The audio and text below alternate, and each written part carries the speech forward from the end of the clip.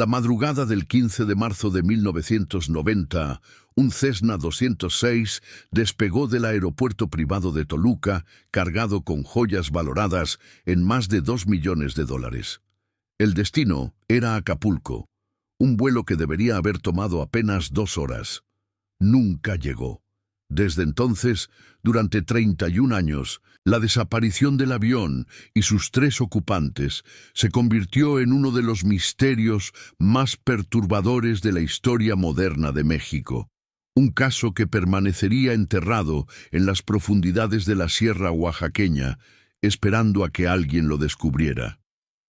La historia real comenzó mucho antes, en las oficinas lujosas de la Casa de Bolsa Joyeros de México, donde Arturo Vázquez, un empresario de 62 años, manejaba transacciones de gemas y metales preciosos. Arturo no era solo un hombre de negocios, era un ícono del mundo de la joyería mexicana, alguien que había construido su fortuna durante décadas, trabajando con las familias más adineradas del país. Su reputación era impecable, o al menos lo parecía en la superficie. Aquella noche, mientras preparaba el envío que trasladaría un coleccionista tejano, Arturo realizaba lo que parecía una transacción ordinaria. Pero nada en aquella época era realmente ordinario, especialmente cuando se trataba de dinero, poder y secretos. Te invitamos a que te suscribas a nuestro canal para no perderte más historias como esta. Cuéntanos también en los comentarios desde qué lugar del mundo nos estás viendo. Tu apoyo significa todo para nosotros y nos ayuda a seguir trayendo estas increíbles historias de misterio. Ahora, prepárate para descubrir qué sucedió realmente en aquella madrugada de 1990. Piloto experimentado con más de 2 décadas volando en rutas nacionales, Roberto Mendoza era el encargado de llevar el Cessna hacia su destino. Roberto provenía de una familia de aviadores. Su padre había sido piloto comercial durante la época dorada de la aviación mexicana, antes de que los cambios políticos y económicos transformaran todo. A los 38 años, Roberto se había convertido en el piloto de confianza de los círculos empresariales más selectos de México. Llevaba un uniforme impecable, gafas oscuras incluso de noche, y esa actitud serena de alguien que ha visto demasiadas cosas. Su esposa, Margarita, trabajaba como supervisora en un banco de la Ciudad de México. Esa noche, como tantas otras, Roberto le había besado la frente mientras ella dormía, dejando una nota sobre la mesita de noche. Vuelo a Acapulco. Regreso mañana por la tarde. Te amo. Margarita nunca volvería a ver esas palabras escritas por su mano. Los otros 2 ocupantes del Cessna eran Javier Soto, un joven asistente de 26 años que trabajaba para la casa de bolsa, y el mismo Arturo Vázquez, quien había decidido acompañar personalmente el envío. Era una decisión poco usual para un hombre de su posición, pero Arturo dijo que quería asegurar que todo llegara perfectamente. Javier era hijo de una maestra de primaria y un trabajador de mantenimiento. Era el primer miembro de su familia que conseguía un empleo de oficina, algo de lo que su madre estaba profundamente orgullosa. Había dejado a su novia embarazada hacía apenas 3 meses y planeaba formalizar la relación después de recibir su bono de fin de año. El viaje comenzó sin incidentes. El Cessna despegó a las 2:47 de la madrugada, cuando el cielo de Toluca aún era completamente negro. Los controladores aéreos registraron la salida sin problemas. El avión seguía la ruta establecida, volando a una altitud de 9,000 pies. Durante aproximadamente 1 hora y 40 minutos, todo fue normal. Roberto comunicó su posición de forma regular. Luego, cuando el Cessna se aproximaba a la región montañosa de Oaxaca, justo cuando debería haber iniciado su descenso hacia Acapulco, algo sucedió. A las 4:35 de la madrugada, Roberto envió su último mensaje. Control. Cessna 206, reportando posición a 12.000 pies. Comenzamos descenso gradual, condiciones normales. Después de eso, solo silencio. Un silencio que duraría 31 años. Las autoridades mexicanas iniciaron inmediatamente una búsqueda aérea de gran envergadura. Helicópteros, aviones de vigilancia y equipos de rescate fueron movilizados hacia la región donde se cree que desapareció la aeronave. Pero los Andes mexicanos, las sierras oaxaqueñas, son territorio impenetrable. Millones de hectáreas de montaña, selva, cañones profundos y cuevas subterráneas que nadie había explorado completamente. Después de 2 semanas de búsqueda intensiva sin encontrar el menor rastro, las autoridades comenzaron a perder esperanza. Los titulares de los periódicos gritaban la noticia: «Desaparece avión con millonaria carga de joyas en vuelo a Acapulco». La Casa de Bolsa Joyeros de México emitió un comunicado expresando su profundo pesar. Pero en realidad, nadie sabía qué había pasado. La desaparición devastó a las familias de los ocupantes. Margarita, la esposa de Roberto, entró en un estado de negación que le duraría meses. Ella seguía esperando que sonara el teléfono, que su marido dijera que el avión había hecho un aterrizaje de emergencia en algún pueblo remoto y que todo había sido un malentendido. Pero las semanas pasaban, luego los meses, y las autoridades oficialmente declararon el caso como un accidente aéreo no resuelto. La novia embarazada de Javier Soto, una muchacha llamada Lorena de tan solo 24 años, tuvo que criar sola a su hijo, explicándole cada año que su padre era un héroe que desapareció en circunstancias misteriosas. La madre de Arturo Vázquez, una mujer de 87 años, murió poco después, llevando consigo el dolor de nunca saber qué le sucedió a su único hijo. El caso se convirtió en parte de la mitología urbana mexicana, mencionado ocasionalmente en documentales sobre tragedias aéreas, pero nunca realmente resuelto. Pasaron años, luego décadas. El México cambió, se transformó, pero el misterio del Cessna 206 permanecía intacto, durmiendo en algún lugar oscuro de la sierra. Hasta que, 31 años después, en octubre de 2021, todo cambió. Un grupo de mineros artesanales trabajaba en una zona remota de las montañas de Oaxaca, en los alrededores de la región del Istmo, buscando depósitos de cristal de cuarzo y feldespato. Los mineros artesanales son hombres resilientes, acostumbrados a explorar cavernas profundas y lugares que el mundo moderno ha olvidado. Ese día, mientras excavaban en una zona que habían identificado como promisoria, uno de los mineros, un señor llamado Cristóbal de 53 años, notó algo extraño. Había una abertura en la pared de la cueva. Una cavidad que parecía artificial, bloqueada parcialmente por escombros y sedimento acumulado durante décadas.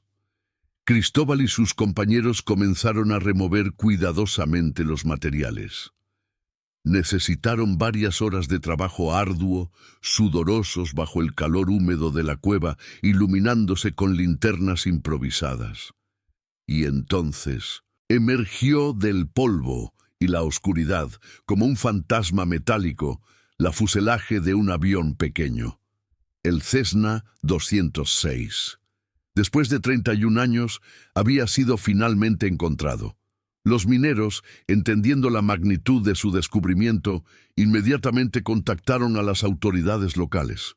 Para la tarde de ese mismo día, Oaxaca estaba en caos. La noticia viajó rápidamente. El avión perdido había sido hallado. Cuando los investigadores de la Procuraduría General de la República llegaron al sitio, encontraron un espectáculo desolador.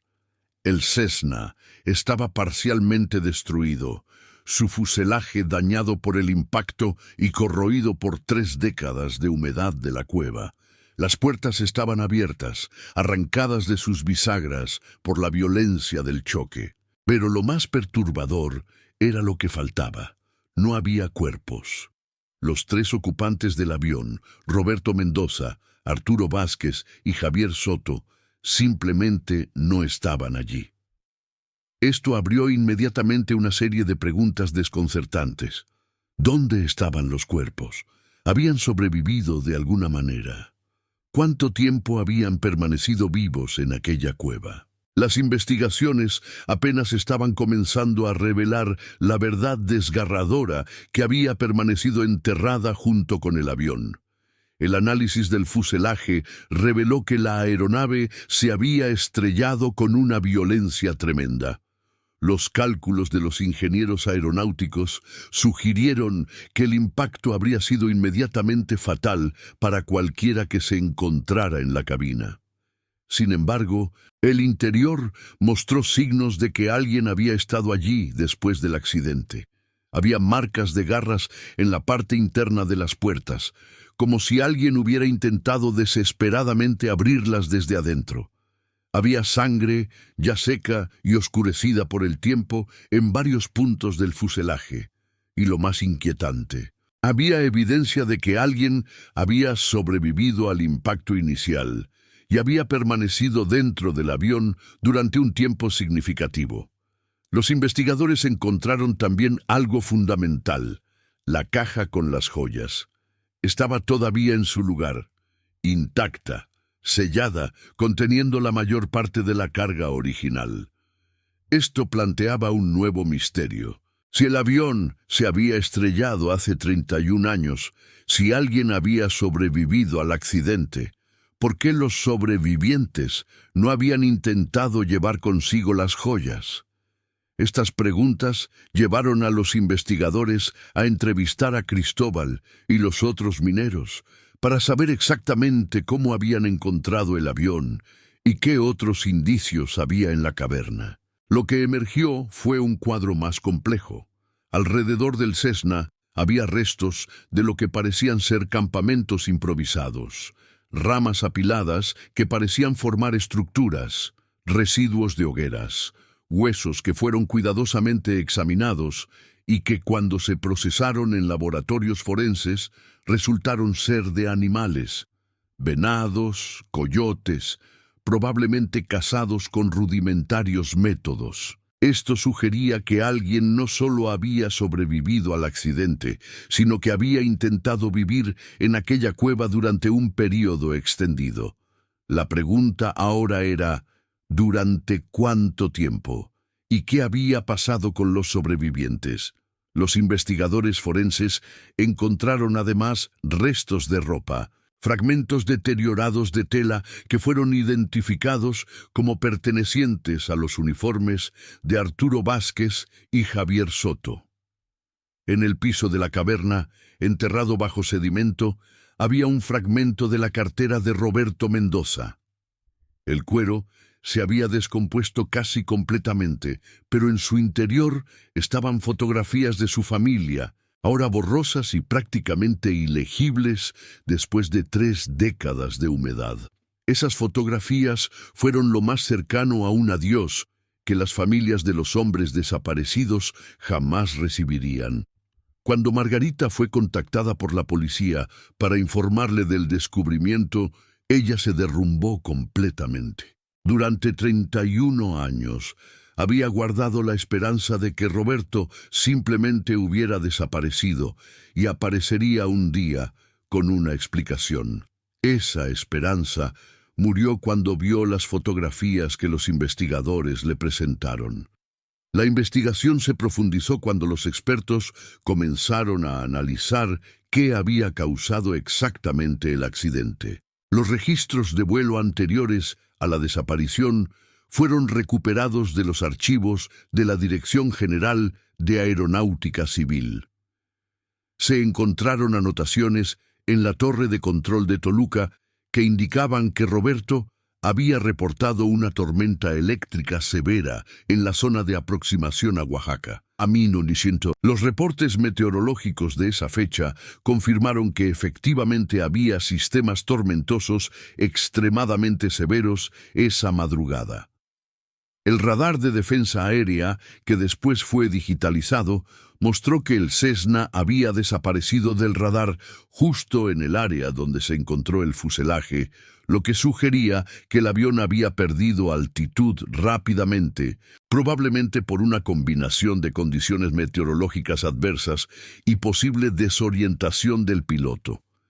Pero lo que verdaderamente cautivó a los investigadores fue descubrir evidencia de que después del impacto inicial, al menos 2 de los 3 ocupantes había sobrevivido.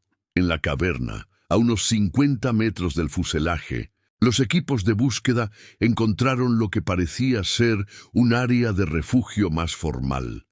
Había una zona donde se había acumulado paja seca, hojas y ramas, formando una especie de cama.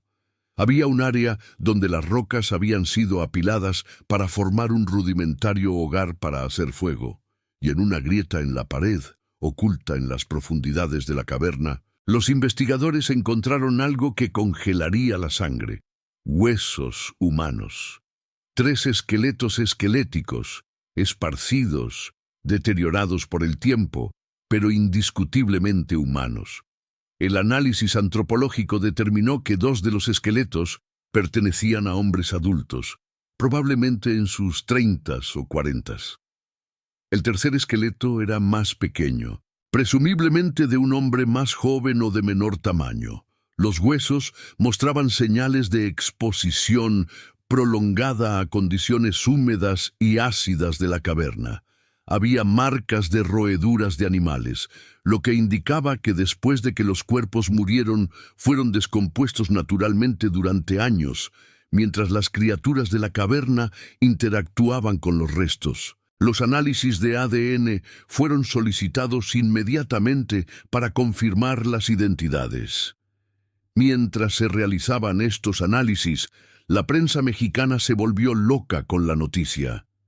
Después de 31 años de misterio, finalmente había una solución al enigma del Cessna 206. Los periódicos especulaban furiosamente sobre qué había sucedido. ¿Habían sido asesinados? ¿Habían muerto de hambre en la caverna? ¿Había habido conflicto entre los sobrevivientes? Las familias de los desaparecidos fueron contactadas y el impacto fue devastador, pero también, en cierto sentido, catártico. Finalmente, después de décadas, habría respuestas. Los resultados de las pruebas de ADN vinieron 3 semanas después. Los 3 esqueletos fueron identificados definitivamente como pertenecientes a Roberto Mendoza, Arturo Vázquez y Javier Soto. El análisis antropológico y tanatológico determinó que la muerte de los 3 hombres se produjo en un periodo relativamente corto, probablemente dentro de los primeros meses después del accidente. Las causas de muerte se estimaron como una combinación de trauma físico por el accidente inicial, posible desnutrición, deshidratación y potencialmente lesiones internas no tratadas. Pero lo que verdaderamente fascinó a los investigadores fue descubrir que al menos uno de los hombres, probablemente Roberto Mendoza, basándose en la proximidad de su esqueleto a la zona de refugio más desarrollada, había pasado un tiempo significativo intentando sobrevivir en la caverna. Las marcas en sus huesos indicaban que había sufrido varias fracturas que se habían comenzado a curar después de que las sufrió, lo que sugería que le quedaban semanas de vida después del accidente. Eso significaba que Roberto no murió en el impacto, sino que pasó tiempo, días o posiblemente semanas, viviendo solo o con los otros sobrevivientes en aquella caverna oscura y húmeda. La historia que emergió de la investigación fue reconstruida cuidadosamente basándose en toda la evidencia disponible. El Cessna había volado hacia Oaxaca esa madrugada de 1990, como se suponía. Roberto había reportado condiciones normales durante la mayor parte del vuelo. Pero cuando se aproximaba a la zona de aproximación a Acapulco, se topó con una tormenta eléctrica severa. Los sistemas de navegación de la época no eran lo suficientemente sofisticados como los que conocemos hoy. Roberto intentó navegar a través o alrededor de la tormenta, pero perdió la referencia visual del terreno. Sin instrumentación moderna, sin GPS, dependiendo solo de sus instrumentos analógicos y su experiencia, Roberto probablemente intentó descender por debajo de la base de las nubes para obtener referencias visuales del terreno. En cambio, lo que encontró fue una montaña. El Cessna se estrelló contra la ladera de una montaña en la región de Oaxaca, probablemente a una velocidad de crucero, impactando con una violencia tremenda. El fuselaje se partió en varios lugares. La cabina donde se encontraba Roberto fue el área más gravemente dañada. El impacto hizo que la aeronave penetrara en una caverna, probablemente después de atravesar la vegetación de la ladera de la montaña. La fuerza del impacto causó que el Cessna se deslizara varios metros dentro de la caverna antes de detenerse. El análisis detallado del fuselaje reveló que Roberto Mendoza probablemente murió en el impacto inicial. Sus huesos mostraban fracturas compatibles con un trauma severo en la zona de la cabina. Pero Javier Soto y Arturo Vázquez, que viajaban en la cabina de pasajeros, fueron más afortunados en su ubicación en el momento del impacto. Ambos sobrevivieron al choque inicial, aunque ambos sufrieron heridas significativas. Lo que pasó después en aquella caverna fue una historia de supervivencia, desesperación y finalmente resignación. Javier y Arturo, después del impacto, se encontraron vivos en un avión roto en el interior de una caverna completamente oscura, sin forma de comunicarse con el mundo exterior, sin saber realmente dónde estaban. Ambos heridos, ambos asustados, ambos probablemente en estado de shock. Lo que sabemos de los eventos posteriores viene de las evidencias físicas encontradas en la caverna. Aparentemente, los dos hombres pasaron las primeras horas posteriores al accidente tratando de explorar su situación. Encontraron la salida de la caverna o quizás la encontraron días después, cuando ganaron suficiente confianza para aventurarse más allá del fuselaje. Los investigadores creen que inicialmente se mantuvieron en el área del avión esperando rescate. Probablemente gritaron, pidieron ayuda, pero nadie podía oírlos. La caverna estaba ubicada en una zona completamente remota, sin poblados cercanos, sin caminos que la atravesaran. El avión estaba efectivamente invisible desde el aire y desde el terreno. Con el paso de los primeros días, la realidad comenzó a establecerse. No venía rescate. Arturo Vázquez, a los 62 años, probablemente fue el primero en enfrentar la situación con pragmatismo. Javier, mucho más joven, probablemente albergaba más esperanza, pero juntos comprendieron que debían intentar sobrevivir. Encontraron agua en la caverna, goteras constantes que habían formado depósitos naturales a lo largo de miles de años. Encontraron vegetación limitada, hongos en las paredes rocosas, insectos. No era mucho, pero era algo. La evidencia sugiere que intentaron hacer un fuego usando material del avión. Encontraron combustible en los restos de la aeronave. Las marcas de quemaduras en la roca indicaban que habían logrado mantener fuegos ocasionales. Esos fuegos, en una caverna sin ventilación adecuada, probablemente contribuyeron a su eventual colapso físico. El humo y los gases nocivos habría afectado sus pulmones, su capacidad para respirar correctamente. Las heridas de ambos hombres gradualmente se infectaron. Sin medicamentos, sin desinfectantes modernos, sin la posibilidad de limpiar adecuadamente sus heridas, la infección fue inevitable. Javier probablemente fue el primero en fallecer. La evidencia del análisis de sus restos sugiere que murió primero, su cuerpo colocado en la grieta de la caverna donde los investigadores finalmente lo encontraron. Arturo, afligido y debilitado, continuó un tiempo más. Continuó intentando sobrevivir, pero sin Javier, sin compañía, sin esperanza de rescate después de semanas o posiblemente meses de soledad. Arturo finalmente perdió la voluntad de seguir viviendo. El descubrimiento del Cessna revolucionó la comprensión de lo que había sucedido durante todas esas décadas. Margarita, la esposa de Roberto, finalmente pudo llorar adecuadamente. Hasta ese momento, había una pequeña parte de ella que esperaba un milagro. Cuando los restos de Roberto fueron identificados, cuando ella vio sus efectos personales, cuando se celebró un funeral adecuado después de 31 años de limbo, Margarita pudo finalmente permitirse el duelo completo. Lorena, la madre del hijo de Javier Soto, también fue contactada. Su hijo, que ahora tenía 31 años, trabajaba como electricista. Ese joven nunca había conocido a su padre, pero ahora tenía respuestas. Sabía que su padre había sido un hombre valiente que había intentado sobrevivir en condiciones imposibles.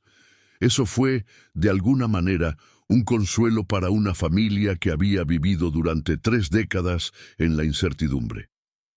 La madre de Arturo Vázquez había muerto hacía años, pero su hermana, la tía María, de 84 años, fue contactada.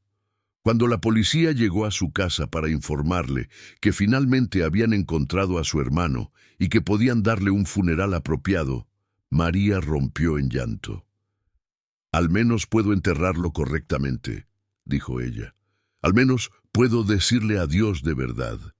Los servicios funerarios fueron asuntos sombreros y complejos. Los restos de los 3 hombres fueron llevados a la Ciudad de México. Fueron cremados después de que los análisis forenses estuvieron completos.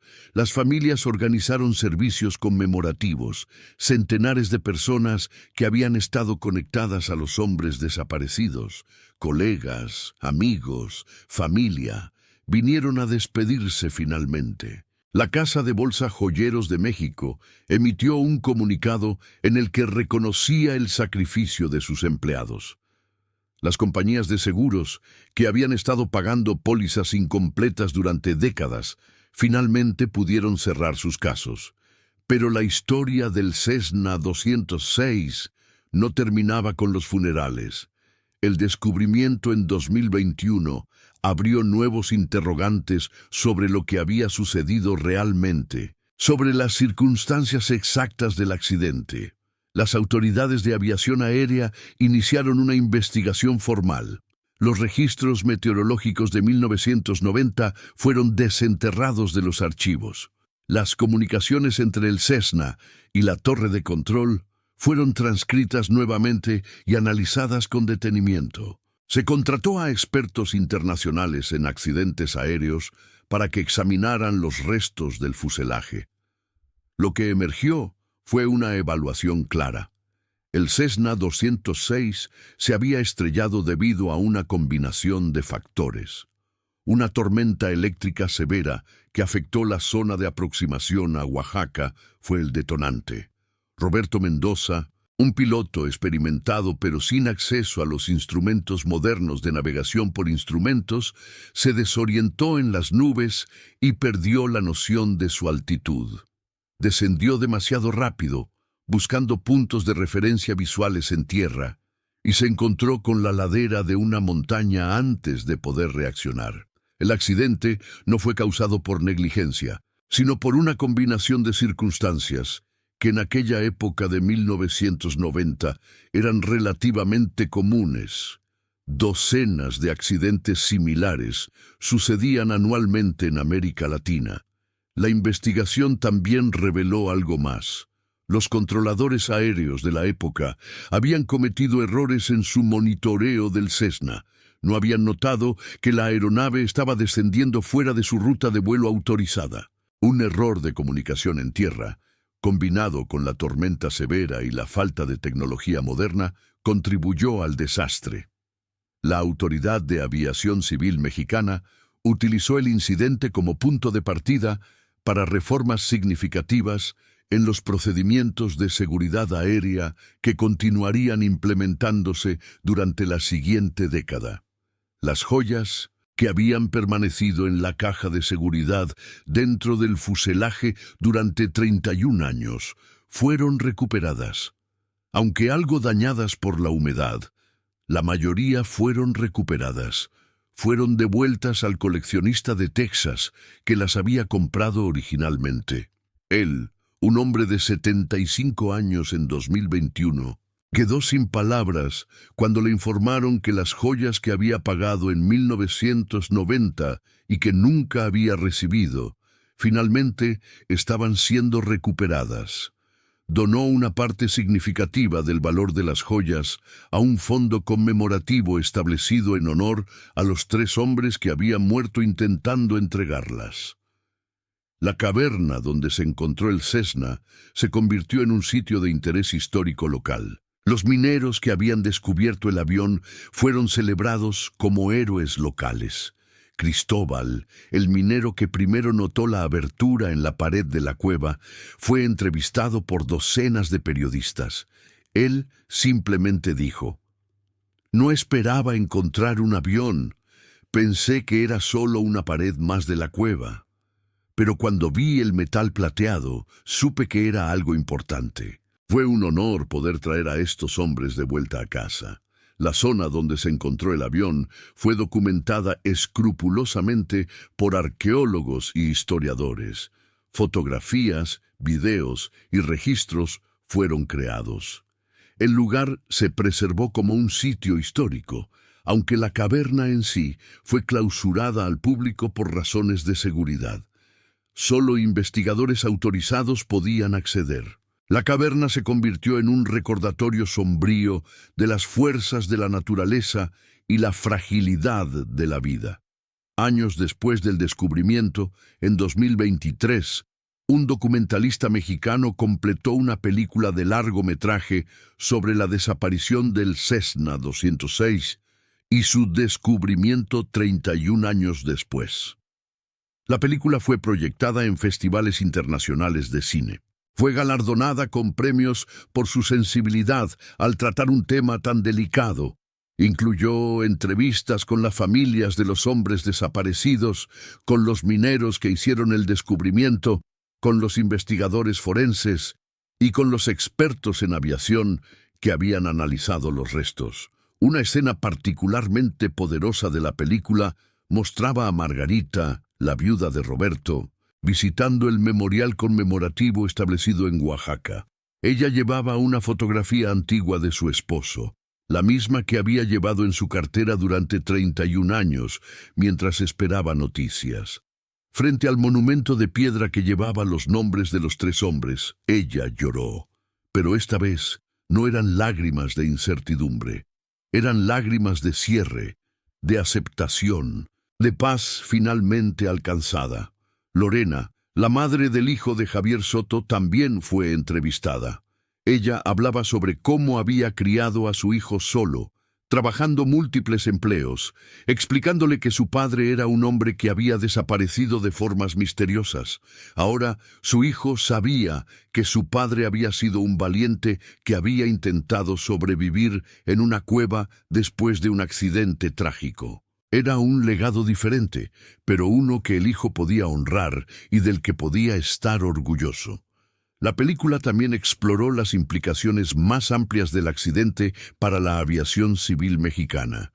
Mostró cómo el incidente del Cessna 206 había contribuido a cambios en los procedimientos de seguridad.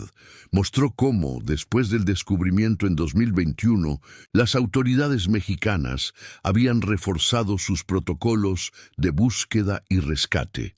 Mostró cómo la tecnología moderna, que no estaba disponible en 1990, finalmente permitió resolver el misterio que había permanecido sin solución durante más de 3 décadas. Pero lo más significativo fue cómo la película capturó la resiliencia y la perseverancia humana. No solo la de los 3 hombres que intentaron sobrevivir en la caverna, sino la de sus familias que esperaron durante décadas sin perder la esperanza de que un día finalmente obtendrían respuestas. La película mostró cómo en México, un país que ha enfrentado innumerables tragedias, hay una capacidad innata de las personas para seguir adelante, para encontrar significado en la pérdida, para continuar viviendo a pesar de los abismos aparentemente insuperables. Un detalle que la película no incluyó, pero que fue revelado en reportajes posteriores, fue el descubrimiento de un diario. Entre los efectos personales de Arturo Vázquez, los investigadores encontraron un pequeño cuaderno, sus páginas prácticamente ilegibles después de 3 décadas de humedad de la caverna. Pero usando técnicas especializadas de conservación de documentos, fueron capaces de recuperar fragmentos de texto. Arturo había estado registrando sus pensamientos durante sus días en la caverna. Las entradas eran cortas, cada vez más débiles a medida que pasaban los días. Hablaba sobre su familia, escribía mensajes para personas que amaba, expresaba esperanza sobre el rescate que sabía en lo profundo de su corazón probablemente nunca llegaría. Una de las últimas entradas legibles en el diario de Arturo fue particularmente desgarradora. Escrito en una letra débil y temblorosa, decía simplemente: «Javier se ha ido. Estoy solo aquí. No veo la luz. No oigo voces. Solo el sonido del agua goteando. Mi familia. Los amo. Si alguien lee esto, díganles que intenté vivir. Intenté salvarme, pero la oscuridad es muy profunda. No puedo seguir». Cuando ese fragmento del diario fue publicado en los periódicos mexicanos en 2021, capturó la imaginación nacional. Aquí estaba la prueba definitiva del drama humano que se había desarrollado en aquella caverna oscura. Aquí estaba Arturo Vázquez, un hombre de 62 años, empresario exitoso, enviado en un vuelo de rutina, que se encontró de repente lidiando con la soledad absoluta y la desesperación.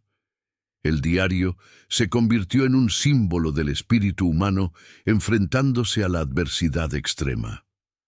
35 años después del accidente del Cessna 206, en 2025, la historia continúa siendo recordada. Una fundación ha sido establecida en nombre de Roberto Mendoza, Arturo Vázquez y Javier Soto. La fundación proporciona becas a estudiantes de familias de bajos recursos que desean estudiar aviación o campos relacionados con la seguridad aérea. Cada año, en el aniversario del accidente, se realizan ceremonias conmemorativas en la Ciudad de México y en Oaxaca. Margarita, viuda de Roberto, ahora en sus 80 años, continúa viviendo en la Ciudad de México. Tiene 3 hijos y 9 nietos. Ella pasa regularmente tiempo visitando el monumento conmemorativo en Oaxaca. Lleva flores, por supuesto, pero también lleva historias. Cuenta a sus nietos sobre su abuelo, sobre el tipo de hombre que fue. Dice que aunque la vida la privó de años que debería haber pasado con Roberto, al menos ahora tiene la paz de saber que su cuerpo fue encontrado y honrado adecuadamente. El hijo de Javier Soto, ahora de 35 años y con una familia propia, ha nombrado a su hijo con el mismo nombre de su padre, Javier. Cuando su hijo pregunta por qué, él explica la historia del abuelo que desapareció en un avión hace décadas, que intentó sobrevivir en una caverna, que murió intentando. Es una historia solemne para un niño, pero es una historia de valentía. Es el legado que Javier Soto dejó detrás, aunque no fue el legado que él habría elegido. La caverna en Oaxaca sigue siendo un lugar de interés. Los excursionistas ocasionales que saben de su ubicación intentan visitarla, aunque está técnicamente clausurada. Los guardias forestales locales desalientan activamente a los visitantes, pero algunos logran colarse. Dentro de la caverna, los únicos recordatorios de lo que sucedió son marcas débiles en las rocas, depósitos minerales que parecen extraños patrones en la luz de las linternas, la forma del espacio donde el Cessna impactó hace tantos años. La aviación civil mexicana ha continuado evolucionando. Las tecnologías de navegación por satélite, los sistemas de alerta de proximidad al terreno, las comunicaciones mejoradas, todo ello ha transformado la seguridad aérea desde 1990.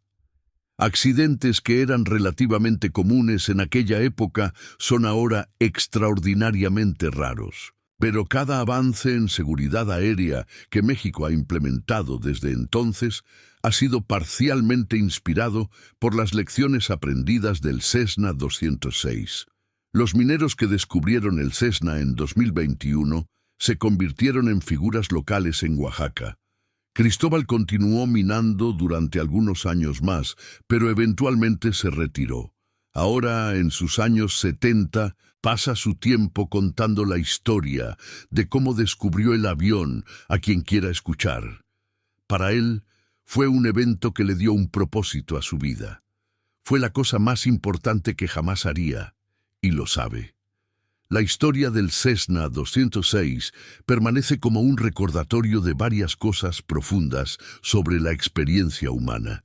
Es un recordatorio de que incluso en nuestro mundo moderno, conectado, tecnológicamente avanzado, todavía existen misterios, eventos que se producen y luego desaparecen, dejando solo preguntas. Es un recordatorio de que la perseverancia humana es extraordinaria.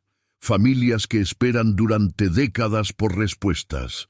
Es un recordatorio de que la muerte, en ocasiones, llega de formas que nadie puede predecir o prevenir, sin importar cuán preparados pensemos estar. Y es un recordatorio de que incluso cuando la vida nos deja en la más profunda oscuridad, existe un impulso humano fundamental de continuar viviendo, de continuar intentando, de no rendirse. Cuando los mineros excavaban en aquella cueva en 2021, no sabían que estaban desenterrando un capítulo completo de la historia de México. Pero cuando removieron esos escombros, cuando ese fuselaje plateado emergió de la oscuridad, cuando descubrieron los restos de 3 hombres que habían muerto hacía 31 años, trajeron cierre a una de las historias más melancólicas y cautivadoras de la aviación civil mexicana. Trajeron, después de 3 décadas, a casa a Roberto Mendoza, Arturo Vázquez y Javier Soto. Y eso, en última instancia, fue lo más importante que podrían haber hecho.